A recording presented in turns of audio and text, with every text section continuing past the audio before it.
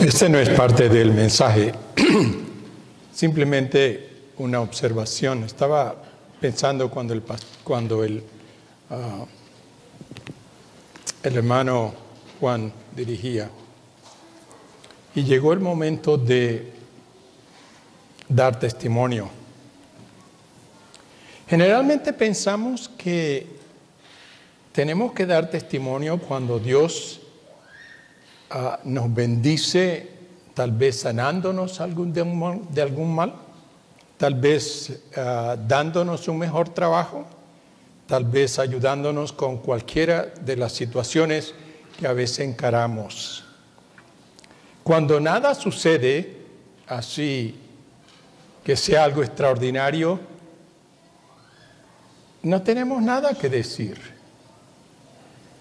Y es una lástima, porque como pueblo de Dios siempre tenemos mucho que decir, porque es mucho lo que Dios hace con nosotros cada día. Pero estaba pensando en lo que para nosotros es la palabra de Dios. Si nosotros la leemos diariamente, Dios siempre nos habla a través de ella. Y si nos habla y nos ayuda a nosotros, nos corrige, nos guía, nos anima, entonces podemos usar eso para compartir con los hermanos lo que la palabra de Dios hizo en mi vida. Y eso puede estimular a otros hermanos para que hagan lo mismo. Así que no tenemos que esperar a que Dios me cambie de trabajo o que me sane de algún mal, porque tenemos bastante material para compartir con los hermanos.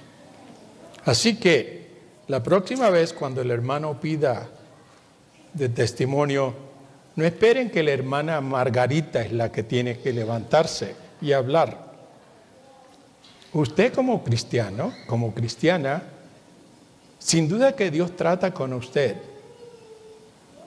Y en ese diario vivir y en la manera como Dios trata con nosotros, eso es lo que debemos compartir con los hermanos. Porque mostramos a los hermanos que Dios está trabajando en mi vida. Y mencioné lo de la palabra de Dios porque para mí es una bendición al leer la palabra, poder encontrar cosas nuevas que me ayudan, que me levantan, que me enseñan, que me revelan mis faltas, que me muestra el amor de Dios. Así que de eso que recibimos podemos y debemos compartir con los hermanos.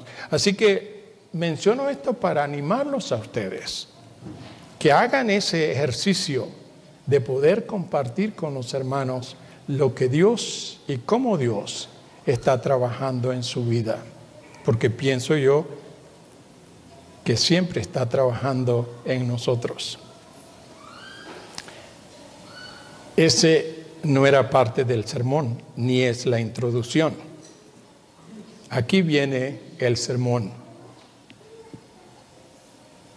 Ya se leyó la porción de Mateo capítulo 21. Y en esa porción nos habla de la entrada del Señor Jesucristo a la ciudad de Jerusalén. En tiempos remotos, como también en los presentes, hay la costumbre de proclamar a monarcas, reyes u otros grandes oficiales del gobierno en grandes marchas o desfiles. Todo bien organizado. Y se valen de hermosos carruajes o reyes montados sobre caballos bien adiestrados y arreglados con todos los aperos bien retocados. Los monarcas o reyes van luciendo vestidos hermosos. Los acompañan ejércitos que marchan desplegando una coordinación única.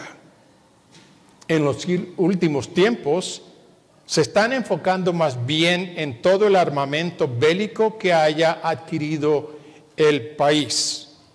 Muestran, como lo hace Rusia, China y las grandes potencias, muestran sus proyectiles, sus bombas, sus misiles y todos estos instrumentos sofisticados que hoy usan para defensa de sus pueblos. Creo que fue el año pasado que Venezuela, no sé si algunos vieron eso, pero Venezuela presentó un desfile de todo su equipo de defensa, junto con todas las tropas y altos oficiales del ejército. Mostraron una plataforma y en la plataforma estaba montado un proyectil. Uno de los reporteros, sin duda, con esas cámaras que pueden tomar fotos a la distancia, logró captar esa plataforma. Y en la plataforma iba uno de esos proyectiles. Y en la foto se puede ver claramente que el proyectil, algo pasó con el proyectil que iba amarrado con un mecate. Ahora, para un gobierno que muestra su potencia en estos aparatos y mostrar que un proyectil vaya amarrado con un mecate, eso muestra un poco cómo está la situación en el país, ¿verdad? Causó una sensación en las redes sociales y claro que era motivo de risa. O fue motivo de risa cuando yo lo vi, por supuesto. Ahora, este domingo es conocido como el Domingo de Ramos, que conmemora la entrada del Señor Jesucristo a la ciudad de Jerusalén. Y esto da comienzo a lo que es conocido como la Semana Santa o la última semana de vida del Señor Jesucristo aquí en la tierra. Y quiero ocuparme, en los momentos que me quedan, quiero ocuparme de esa sección, de esta parte en la vida y ministerio del Señor Jesucristo. Quiero que miren conmigo esta porción de la siguiente manera. Hay 3 puntos que quiero resaltar. Uno es la preparación para la entrada. Segundo, la marcha en sí. Y tercero, la proclama que la multitud proclamaba. En cuanto a la preparación para la entrada, el Señor Jesús había entrado a la ciudad de Jerusalén muchas veces y en cada ocasión siempre lo hacía caminando a pie. Y entraba de tal manera que no era muy notada su entrada hasta cuando llegaba al templo y generalmente se paraba y enseñaba. De igual manera, cuando salía, esquivaba a la multitud. Pero en esta ocasión fue completamente diferente. Él quiso entrar no como en las ocasiones pasadas, sino que fuera pública y que fuera notado por todo el mundo. En algunas ocasiones anteriores, las personas quisieron proclamar al Señor como el Rey.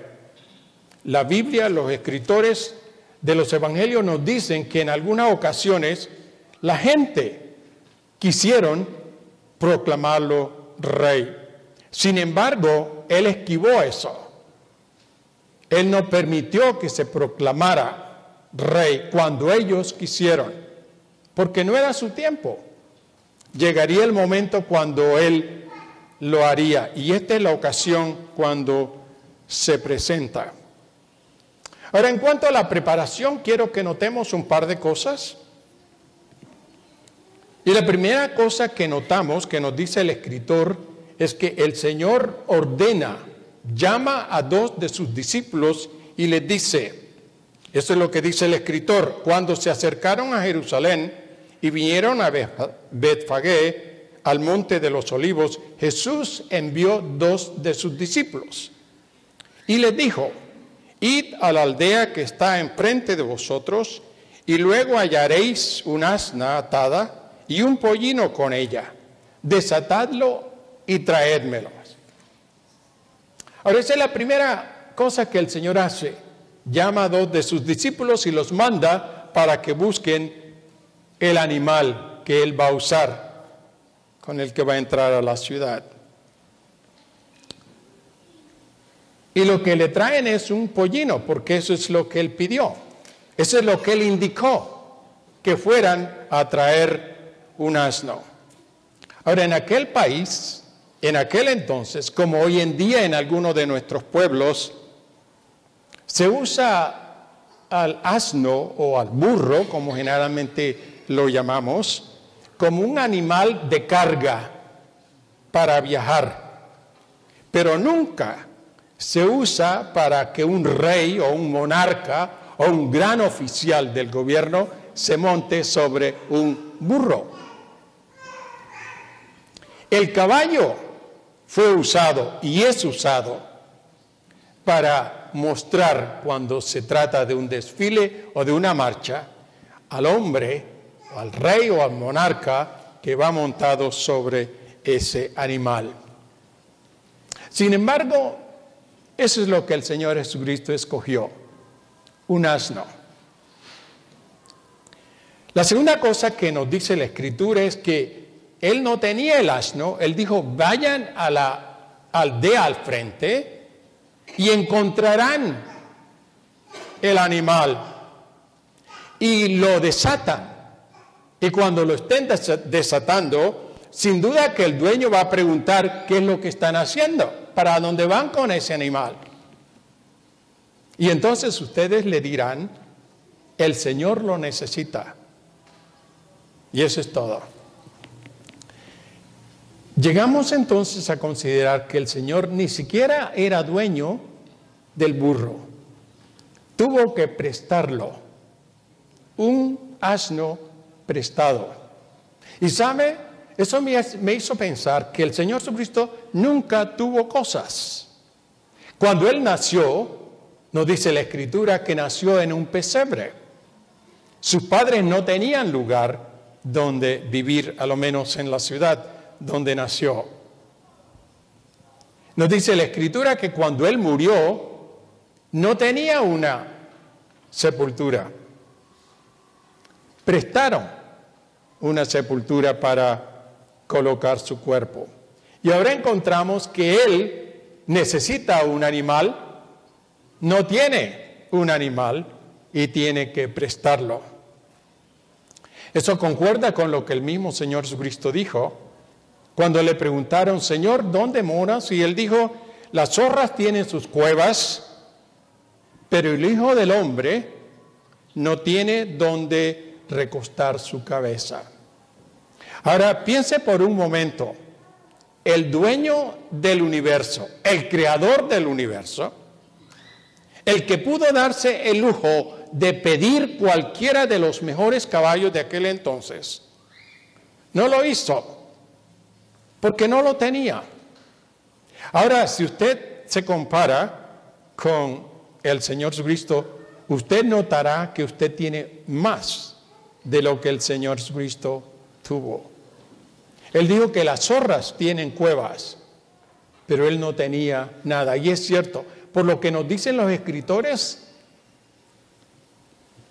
Él caminaba, viajaba, y siempre estaba siendo recibido en casas. De esa manera vivió el Señor, no teniendo sus propias cosas. Y lo que notamos es que cuando el Señor le da a los discípulos la orden de ir a buscar el animal, exactamente sucedió.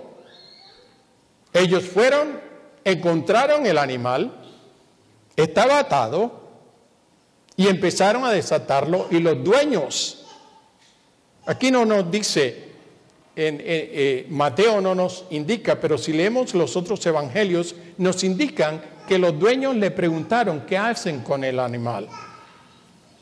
Ahora, la pregunta nos salta y es, ¿cómo sabía el Señor? ¿Cómo sabía Él dónde estaba el animal? ¿Y qué respondería el dueño del animal? ¿Cómo supo Él todas estas cosas? Bueno, no nos olvidemos que Él era Dios, que Él es Dios. Y como tal, Él conoce todas las cosas. Él sabía dónde estaba el animal. No tenía que esperar que alguien le dijera dónde se encontraba un pollino. Él sabía dónde estaba. Sabía la reacción que los hombres o que los dueños iban a tener. Así que Él pudo darle las órdenes a los discípulos para que ellos actuaran según las órdenes. Y lo que descubrimos que cuando ellos toman el animal y los dueños se dan cuenta, los dueños no objetaron, cedieron a la petición del Señor. Ahora, podríamos preguntarnos, ¿por qué el Señor, en vez de pedir que le traigan un burro, un asno, por qué no pidió que le trajeran un caballo? Y un caballo bien aperado. ¿Por qué no pidió que le trajeran un caballo? No podía pedir un caballo. No tenía un caballo. Pero no solamente porque no tenía el caballo. Es porque así estaba escrito. No podía entrar a la ciudad montado sobre un caballo. Tenía que ser que viniera o que entrara a la ciudad montado sobre un asno. ¿Y saben por qué? Zacarías, el profeta Zacarías, muchos años antes, él había dicho exactamente cómo entraría el Mesías a ser proclamado rey en Jerusalén. Zacarías, quiero que miren conmigo a Zacarías, porque él es el que habla acerca de este asunto.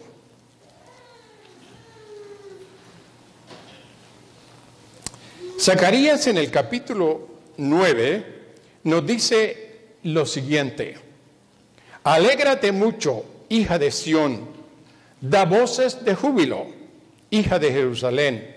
He aquí tu rey vendrá a ti, justo y salvador, humilde y cabalgando sobre un asno, sobre un pollino hijo de asna. Exactamente lo que está sucediendo ya Zacarías lo había anunciado muchos años antes.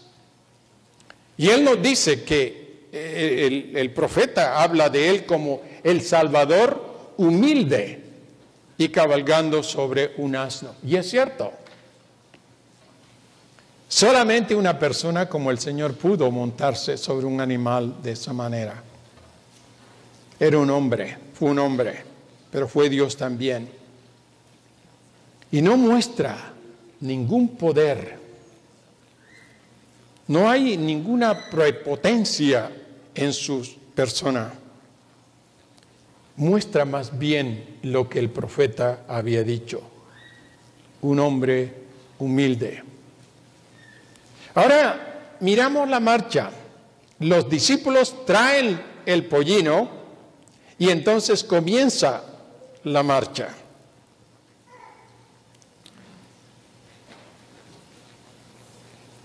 Trajeron el asna y el pollino y pusieron sobre ellos sus mantos y él se sentó encima. Y la multitud, que era muy numerosa, tendía sus mantos en el camino y otros cortaban ramas de los árboles y las tendían en el camino. Bien, aquí está la marcha. Aquí vemos cómo se prepara ahora o se arregla esta marcha, este desfile. Traen el animal, ponen sobre el animal ropa, nada de cabalgadura especial, simplemente los mantos que ellos usaban. Se pone sobre el animal y comienza la marcha. Leyendo el otro día me tropecé con una porción que se encuentra en Génesis, capítulo 41. Y mire lo que leí en esa porción. Es una porción que tiene que ver con José. ¿Recuerdan a José, el que fue vendido por sus hermanos y fue comprado allá en Egipto como esclavo? José ha sido llamado por el rey, por Faraón. Hizo un trabajo fenomenal. Y en el capítulo 21 leemos lo siguiente. Dijo además Faraón a José: he aquí yo he puesto sobre toda la tierra, yo te he puesto sobre toda la tierra de Egipto. Ahora, esa es la decisión que Faraón tomó con relación a este joven. Te he puesto sobre toda la tierra. Entonces Faraón quitó su anillo de su mano y lo puso en la mano de José y lo hizo vestir de ropas de lino finísimo y puso un collar de oro en su cuello y lo hizo subir en su segundo carro y pregonaron delante de él: doblad la rodilla, y lo puso sobre toda la tierra de Egipto. Eso es lo que se hizo con José. Qué cuadro tan hermoso. Cómo este rey, Faraón, este monarca, decidió darle la posición a José, segundo en su lugar. Y entonces él lo lleva y lo muestra al pueblo. Y la gente tenía que proclamar: doblad las rodillas. Eso era como se hacía. Ahora, cuando yo mire esa ocasión, lo que hicieron con José, me puse a pensar lo que estamos viendo o considerando ahora, la entrada del Señor a Jerusalén. ¿Cuánta diferencia?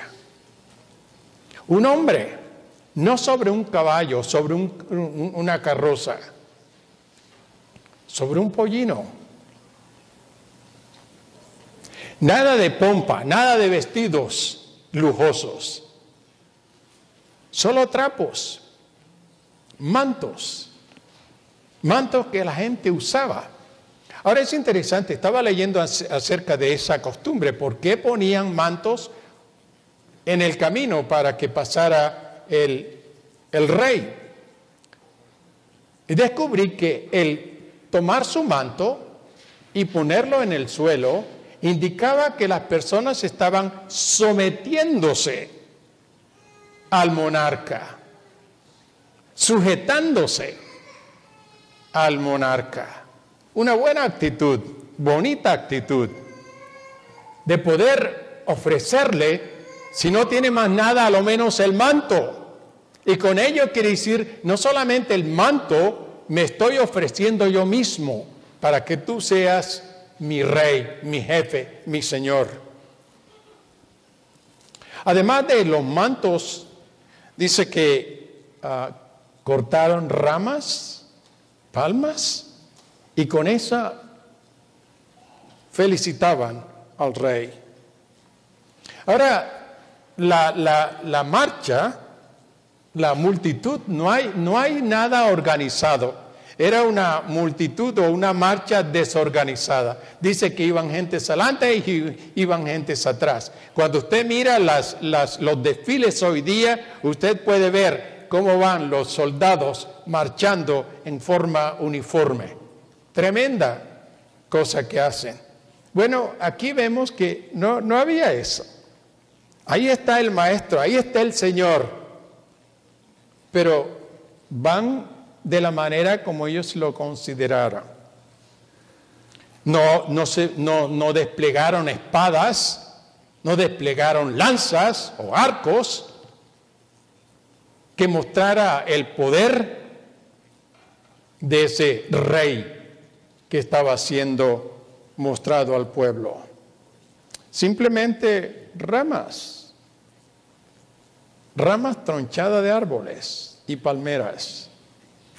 ¿Acaso que esa es una buena arma para mostrar la potencia de este que está siendo proclamado? Pero así es Dios. Y la gente gritaba.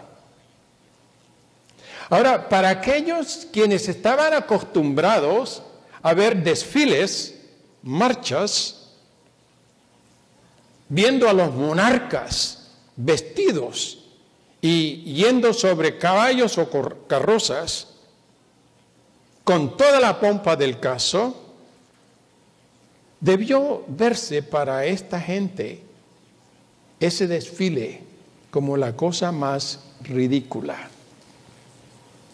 ¿Quién podía pensar? ¿Quién podía ver a un monarca, a un rey, yendo en un desfile de esa manera? Pero saben, así es Dios. Así lo quiso Dios. Y eso es como lo hizo.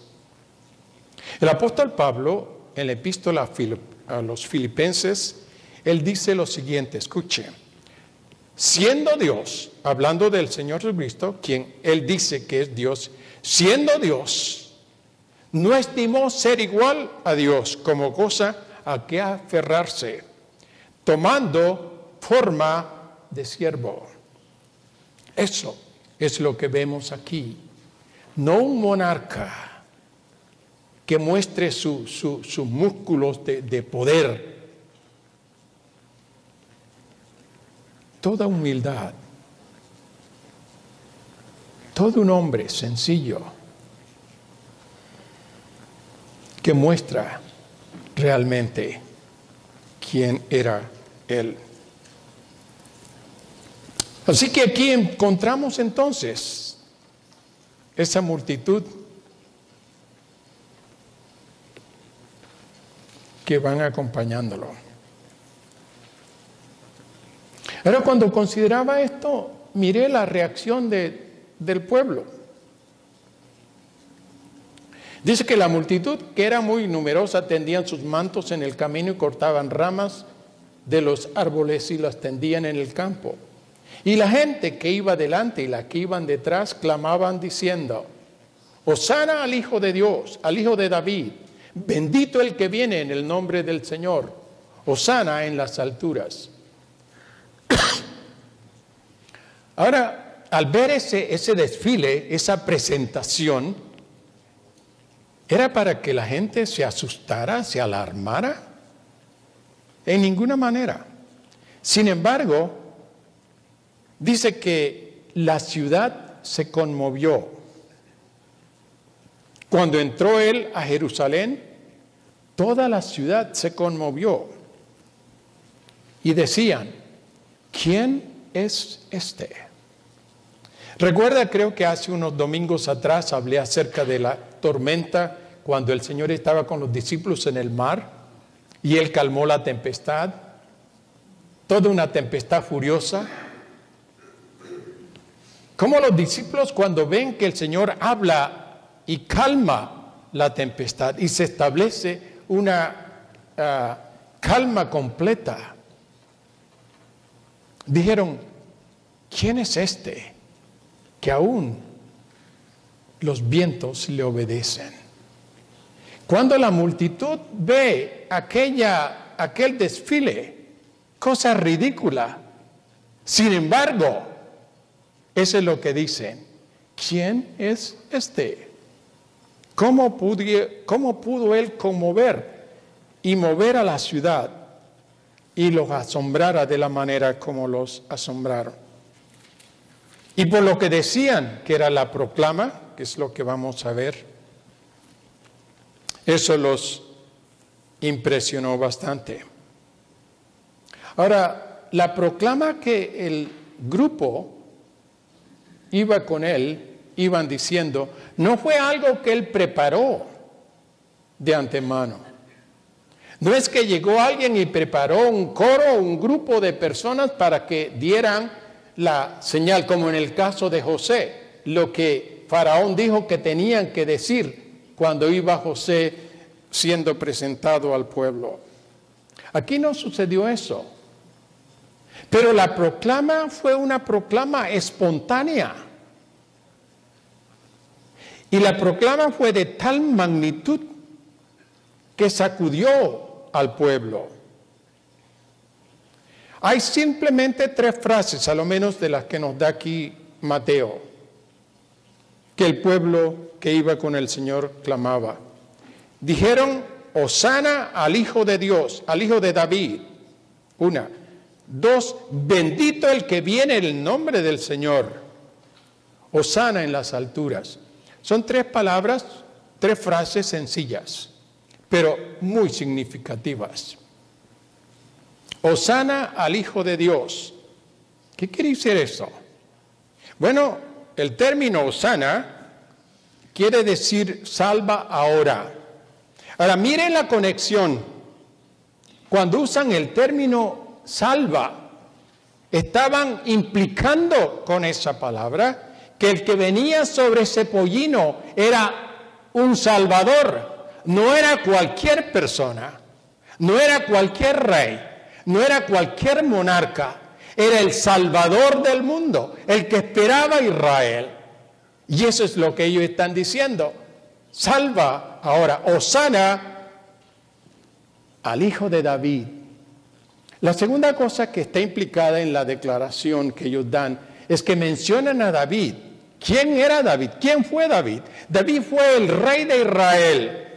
Y según las Escrituras, el Mesías, el prometido de Israel, vendría de la raíz de Israel. Así que cuando ellos mencionan a este que viene sobre este pollino, era nada menos que el Mesías que venía de los lomos de David. Bendito el que viene en nombre del Señor. Ya lo conectan, no solamente con David, pero lo conectan con Dios. Y por último, la frase Hosana en las alturas. Este que viene sobre este pollino no es un simple hombre. Es uno que tiene conexión con el cielo. Es uno que tiene un nombre que es sobre todo nombre. Es uno que tiene un trono que es sobre todos los tronos. Eso es lo que estaban ellos proclamando. Es lo que estaban indicándole al pueblo. Y tanto fue así que los líderes, los jefes religiosos, al escuchar semejantes declaraciones, no les cayó bien. Escuche lo que dice el mismo Mateo más adelante en este capítulo. Pero los principales sacerdotes y los escribas, viendo las maravillas que hacía y a los muchachos clamando en el templo y diciendo, Hosana al Hijo de David, se indignaron. Los jefes religiosos, dice que se indignaron. Y se le acercaron al Señor para quejarse y diciéndole, ¿oyes lo que estos dicen? ¿No estás oyendo lo que estos dicen? Y mira la manera como el Señor los desarmó y los dejó con la boca quieta. Sí, estoy oyendo. ¿Nunca leísteis? Ellos que eran los jefes religiosos, los que tenían las escrituras a la mano, los que la leían, los que la estudiaban, los que la interpretaban, debían de conocer eso. Y sin embargo, lo ignoraban. Y es por eso que el Señor le dice, ¿nunca leísteis? Y entonces le menciona lo que escribió el salmista. De la boca de los niños y de los que maman, perfeccionaste la alabanza. Y eso los dejó callados. Pero hay otra porción que quiero mencionar y con eso termino. El Evangelio de Lucas, registra el mismo caso y lo hace de esa manera, diciendo lo siguiente. Lucas capítulo 19. Nos dice, verso 40. Versículo 38 dice, diciendo, bendito el Rey que viene en nombre del Señor, paz en la tierra y gloria en las alturas. Entonces algunos de los fariseos de entre la multitud le dijeron, Maestro, reprende a tus discípulos. ¿No escucha lo que están diciendo? Y él le respondió, y mire la respuesta que le dio. Os digo que si estos callaran, las piedras clamarían. Es un mensaje que no viene de los hombres. Es un mensaje que aún las piedras podrían hablar. Y eso es lo que el Señor quiso que sucediera ese día, de presentarse ante los hombres, no como el simple hijo del carpintero, sino el dueño, el Señor de señores, el dueño del universo, el creador del universo. Él es el Señor, Él es Dios. Y eso quiso el Señor que lo supiera el pueblo. Ahora una nota más y con eso los dejo. Dice que cuando el Señor se acercó a la ciudad, la vio. Y sabe que al verla, al contemplar, dice la Escritura que el Señor lloró. ¿Qué cosa? Al ver a la ciudad, dice que el Señor lloró y dijo, oh, si tú supieras de este tu día, si conocieras, si entendieras y si aceptaras lo que yo soy, no vendría sobre ti lo que va a suceder. Él vio, él supo lo que sucedería a aquella ciudad unos años más tarde y por eso lloró. Qué triste. Y qué cosa que la gente que pudieron ver y escuchar las palabras del Señor y que lo vieron, todavía permanecieron ciegos e indiferentes y no les recibieron. Lo despreciaron, lo mataron. Cosa terrible lo que el hombre puede hacer. Quiere el Señor que a nosotros que lo conocemos, que al leer historias semejantes nos ayude para adorarlo más, amarlo más, servirle más. Él no fue simplemente el hombre que entró a la ciudad sobre el pollino. Y el hombre en quien pusieron sus mantos, su ropa en el camino. Y cortaron las ramas para proclamarlo rey. Él es el Rey verdadero y el Rey eterno. Ojalá y quiera Dios que ese Rey sea el nuestro también.